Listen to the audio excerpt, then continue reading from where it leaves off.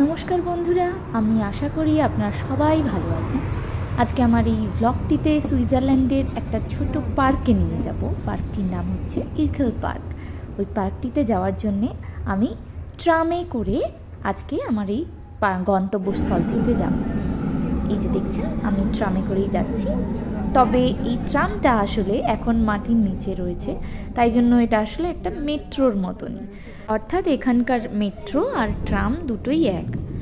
তো এই ট্রামটি দেখতে পাচ্ছেন, এটা ভীষণই ফাঁকা। আমার সামনের সিটটাও ফাঁকাই রয়েছে, যদিও এই সিটে আমার বসা উচিত নয়, এটা প্রতিবন্ধীদের সিট। তো এই স্টেশনটা দেখতে পাচ্ছেন কি সুন্দর নীল রঙের একটা স্টেশন। যে কোনো মেট্রো স্টেশনই এরকমই নীল রঙে সাজানো থাকে।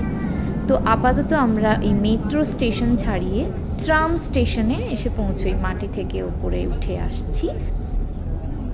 এবারে ট্রাম স্টেশনে, এই স্টেশনটা হচ্ছে আমার গন্তব্যস্থল মিলসবুর্গ।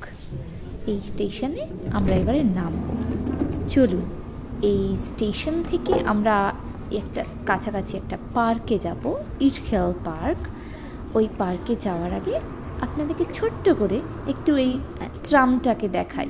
এই ট্রামটা হচ্ছে 7 নম্বর ট্রাম। আর এই স্টেশনে অনেক কটা ট্রাম এসে দাঁড়ায়, 7, 9, 10, 14 এতগুলো ট্রাম এসে দাঁড়ায়।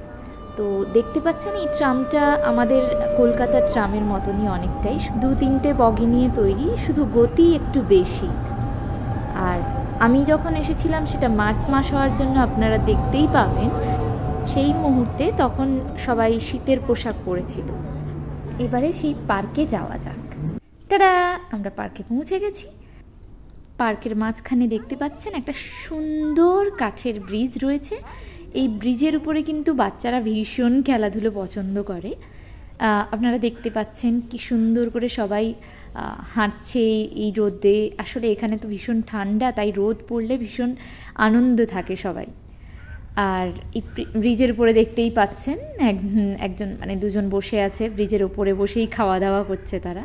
এই জায়গাটা আমার ভীষণই পছন্দের জায়গা। আমি কাজের যাতায়াতের পথে এই জায়গাটাতে মাঝে মধ্যেই বসে থাকি, খুবই ভালো লাগে। মানে এখানে আমি শুধু নই, অনেকেই আছে এই জায়গাটা মানে বসে থাকে, রোদ হলে খুবই এনজয় করে, হালকা ঠান্ডাও লাগে, বারবিকিউ করে লোকজন। ভীষণই ভীষণই পছন্দের একটি জায়গা মিলসবুর্গ স্টেশনের পাশে এই ইরখেল পার্ক। বন্ধুরা, আজকে তাহলে এইটুকুই থাক। আমার পরবর্তী ভিডিওতে আবার নতুন কিছু নিয়ে আসবো। অসংখ্য ধন্যবাদ।